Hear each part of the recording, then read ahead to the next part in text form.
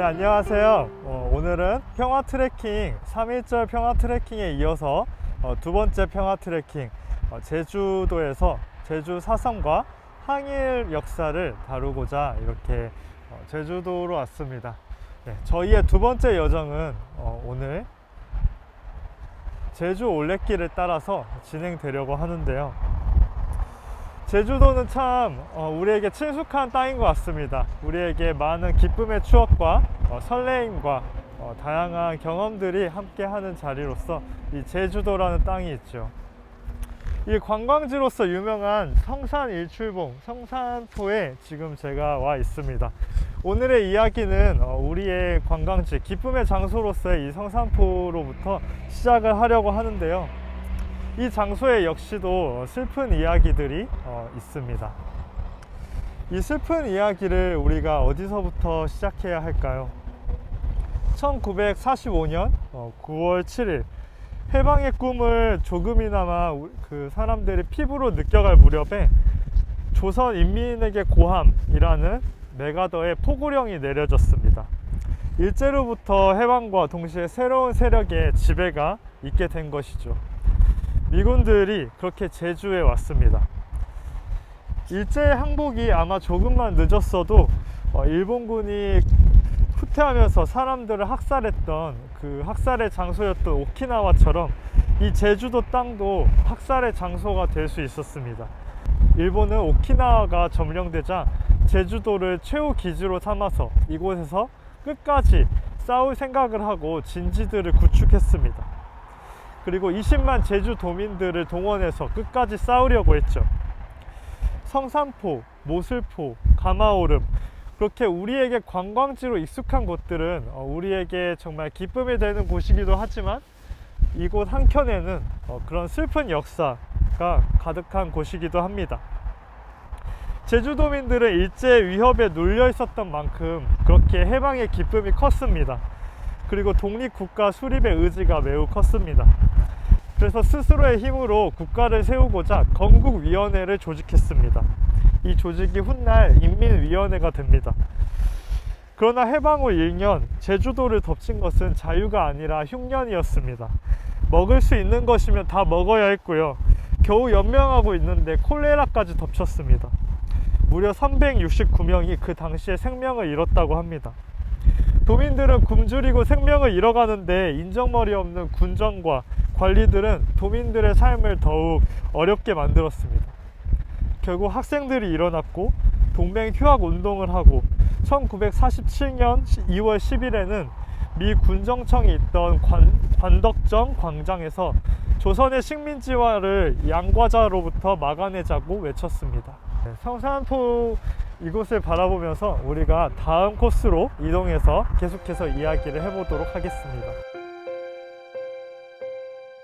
여기는 조천 진성이라고 되어 있는데 여기 보면 외적의 침입을 방어하기 위한 해안이나 내륙에 쌓은 성벽인데 여기가 의미 있는 것은 여기 사진에서 보는 것처럼 이 진성 한쪽 끝에 이렇게 연북정이라고 하는 그런 데가 있어요. 근데 여기가 왜 연북정이냐 하면은 북쪽을 연모한다 이런 뜻이에요, 한자 말로.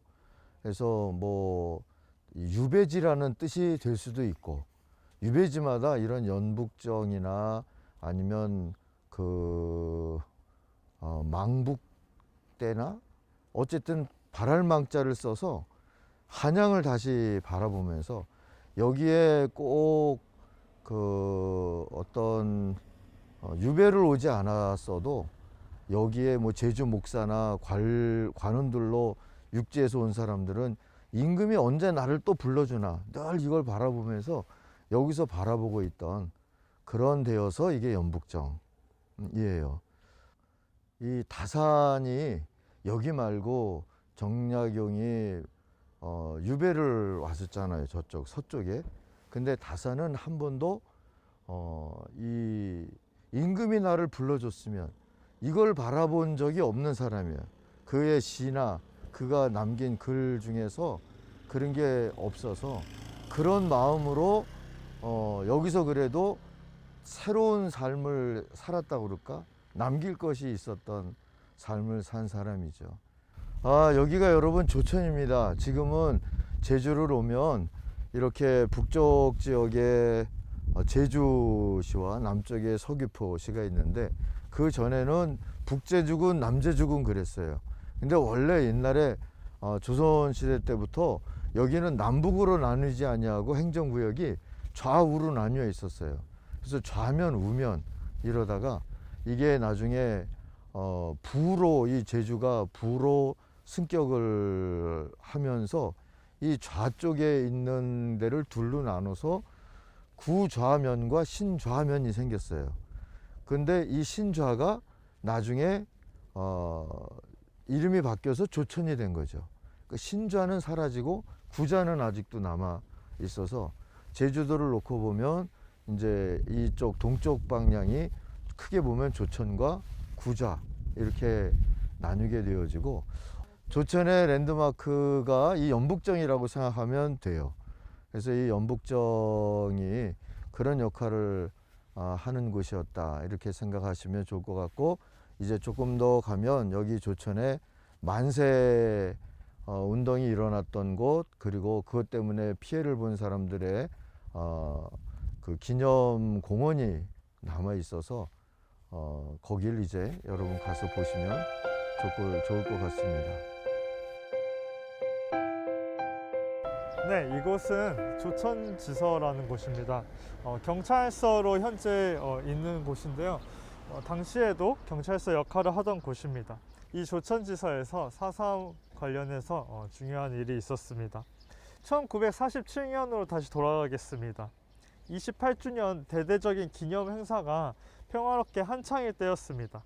오후 2시 45분경에 말을 탄 경찰의 발에 한 어린아이가 채여서 쓰러졌습니다. 그런데 이 경찰이 행사 중에 이 말에 채여서 쓰러진 아이를 쳐다보지도 않은 채 유유히 그 자리를 빠져나가려고 했습니다.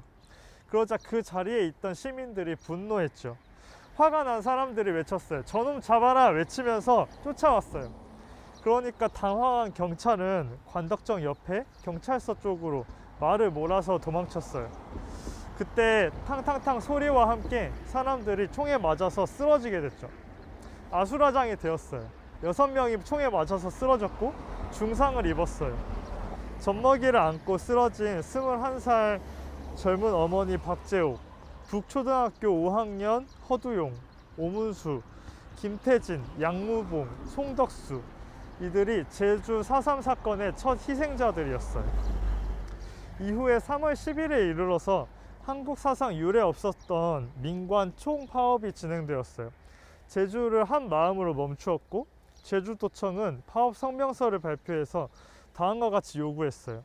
민주경찰 안전 확립을 위해서 무장과 고문을 하는 것을 즉시 폐지할 것, 발포 책임자 및 처벌 경관을 즉시 처벌할 것, 경찰 수뇌부는 책임을 물어서 사임할 것, 희생자 유가족 및 부상자에 대한 생활을 보장할 것, 3.1 운동 관련한 애국적 인사를 검속치 말 것, 일본 경찰에 계속해서 일어나는 그 활동들, 유업적인 계승 활동을 소탕할 것, 그렇게 6가지를 주장을 했습니다. 요약해서 말하면 4월에 되면 되뇌게 되는 우리에게 여전히 익숙한 진상규명과 책임자 처벌에 대한 내용들이었죠. 미 군정은 이 요구를 수용하는 대신에 대대적인 색출 작전에 나섰어요. 이승만의 후원을 받아서 서북 청년단이 내려와서 활동하던 시기가 바로 이 시기였죠. 1947년에 3.1 사건 이후에 1948년 4.3이 발발하기까지 총 2,500명이 체포되었는데, 이 시기에 얽힌 이야기가 선거예요. 1948년 1월에 유엔 한국 임시위원단이 북한 지역 방문을 할 수 없게 되면서 가능한 지역에서만 선거를 추진했죠. 그래서 남한의 단독 선거안이 이렇게 확정되었어요.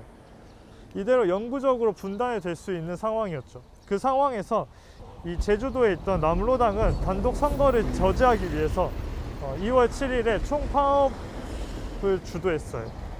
제주에서는 17건의 폭동과 시위가 발생했고, 그 과정에서 대거 검거가 일어났죠.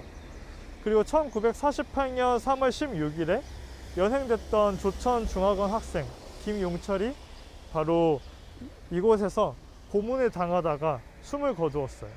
고문 현장 목격자에 따르면 경찰관들이 김용철을 거꾸로 매달아서 곤봉으로 쳤다고 해요. 그렇게 사건들은 계속해서 점화가 되고 계속해서 쌓여나가서 1948년 4월 3일 새벽 2시쯤에 한라산 중허리 오름마다 봉화가 붉게 올랐어요. 350명의 무장대가 제주도 내에 있는 24개의 경찰 지서 중에 반에 해당하는 12개 지서와 서북청년단의 집과 사무실을 표적으로 습격을 했죠.